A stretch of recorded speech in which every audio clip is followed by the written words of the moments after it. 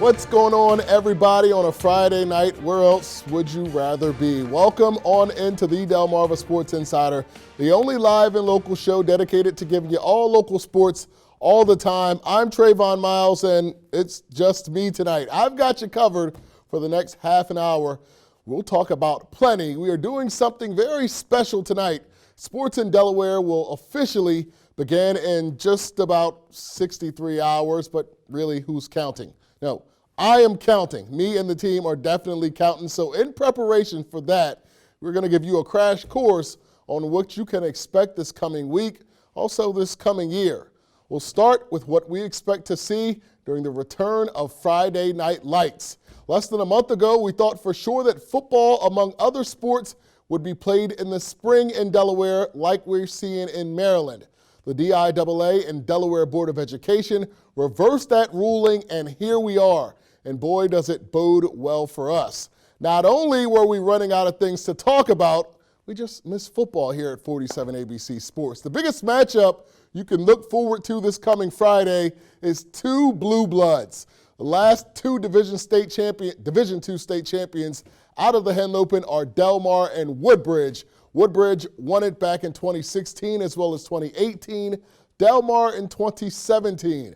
I think this is going to be a battle in Greenwood. I think Woodbridge has so much talent returning, and we'll get to that in a second, but I also think they win this game, and I'll tell you why. The fact is that Delmar is a well-coached team, and sometimes when they lose as much talent as they did last year, they don't always come out great. One thing we can count on Dave Hearn's team to do is to finish great. That doesn't necessarily bode well for week number one. On to another big matchup to start the season in the First State. Smyrna hosting the new look Dover. Much like Delmar, the Senators lost a ton of offensive production from 2019. Easily the biggest loss, two-time Gatorade Player of the Year in the state of Delaware, Javon Peace, scored 30 of the team's 40 touchdowns last year. Looking to take his place this season, that's going to be hard. They probably should look to do it by committee. But senior back Quayleek Brumbury scored 3 touchdowns in 2019. He will need to triple or quadruple that production to even get half of what Peace has done. But the Eagles, on the other hand, bring back one of the most dynamic backs in the state in Wayne Knight. You know that name. Knight rushed for 800 yards and 17 scores as a sophomore. And Aiden Sanchez, their quarterback, who is a huge fan of this show. What's up, Aiden? I know you might be watching tonight. He returns at quarterback to run one of the top offenses in the Henlopen Conference. Dover and Smyrna have had some battles flat out, and I expect Friday night to be the same exact thing we've seen over the years. All right, on to the second interesting Division II matchup on Friday. Lake Forest and Laurel. Returning their two biggest offensive producers from a year ago is Lake. Isaiah Johnson in the backfield rushing for 1,300 yards, 16 touchdowns as a junior. They also got a quarterback named Hollywood. Damian Galindez returning for his senior campaign after leading the team to an 8-3 record in a playoff appearance a year ago. Laurel was a very young team last year. They were led by Caden Shockley, who played very, very well for Laurel. All things considered, they had a very young team, and the quarterback was a freshman. We look for Mr. Shockley to lead them again this year. And on to our last matchup, we're going to talk about CR and Sussex Tech. Caesar Rodney and Sussex Tech, both flat out, honestly, we can say that they underwhelmed a year ago. They underachieved last year. Sussex Tech, they've got a new coach. Coach Ellingsworth is going to bring some different things than what we saw under Coach Quillen, who is now at Seaford. So we know Sussex Tech will have some adjusting to do. Caesar Rodney, I think they'll have some adjusting to do as well. All right, so to analyze these matchups, the Wildcats of Delmar obviously losing a lot of firepower. Almost their entire starting offense is gone to graduation. So when they play Woodbridge, they flat out have a tough matchup. Last year's backup quarterback was Parker Lucas.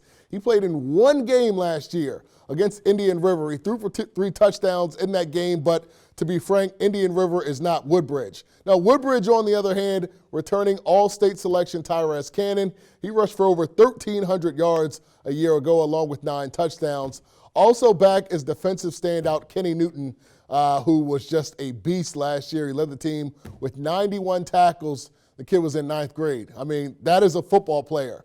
Also, junior defensive back Jaden Bacon returning after leading the team with 6 interceptions. Also want to point out really quickly, Weston Westcott, another Westcott brother who is said to be the best of the 4 Westcott brothers. We'll have to see about that. But on to the Smyrna game against Dover. Aiden Sanchez, who, again, Aiden, if you're watching, what's up? One of our favorite quarterbacks, and this is one of his favorite shows. He threw for 23 touchdowns last year, but a lot of his production happens to be at the University of Delaware right now. Mekhi Jackson scored 18 touchdowns for Smyrna. They will look to replace that production with a few guys from last year, like names like Devin DeMoe, Devin Smith. Those are the guys that Smyrna will look to lead this offense. All right, well, football is not the only sport going on this week. Beginning on Tuesday, a few of the state's best field hockey programs will also take the field. We have 2 monsters right here in the Henlopen Conference. The Division I monster we have hails from Lewis, Delaware. The Cape Vikings are a machine in most of their girls' sports. And sometimes they play great field hockey there in Champion Stadium. They won 8 of the last 9 titles. The other dynasty we love is a dynasty to be fought with. The Delmarva Wildcats, clearly the best team in the state. They graduated some great players. They have some great players returning. And, of course, the Wildcats just came off their 4th straight title. They will look to strive for 5 this year. All right, boys soccer in the Henlopen is normally run by a couple of schools. Lately, Caesar Rodney has been the force in the smaller schools south.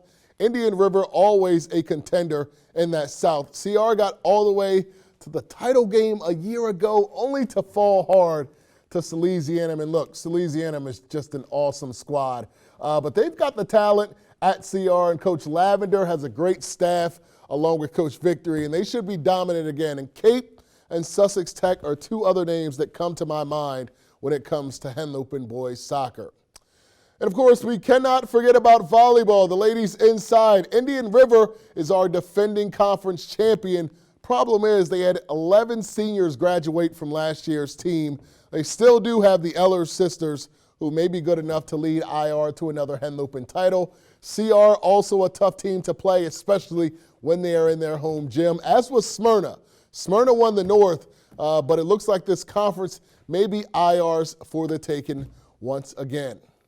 All right, look, got to go back to the other sports and just mash it up real quick. The Henlopen Conference is royalty when it comes to field hockey in the state of Delaware. We know it when it comes to that sport. Delmar and Cape are the class. I mean, who would deny that? But you can make a case for outside of Padua, the Henlopen has the rest of the best, if you will. Indian River, Polytech, Lake Forest, Dover Field Hockey, and Smyrna, all formidable teams that the conference puts out. With all the protocols and a shortened season, I'm not saying Delmar or Cape will not win the title, but watch out for the regular season as these teams try to close the gap. Look, as far as boys soccer, it's going to be hard for any Division I team to get past Sally's, right? They won, 9 straight state titles. Caravel has also emerged as a threat always in D2, but I think it's time for Indian River to break through. It's been since 2015 since IR won the Division II boys soccer title. So Coach Kilby and the boys, if you're watching, let's do it this year. Why not?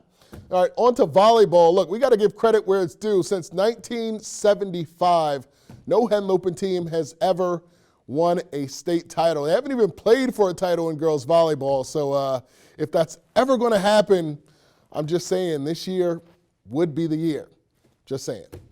All right, that's going to do it for the A block. We're taking a quick commercial break. When we come back, we're running down another one of the best after the whistles we've ever seen. That and more when Delmarva Sports Insider returns. This is Philip Townsend, head coach at Indian River High School. You are watching Delmarva Sports Insider.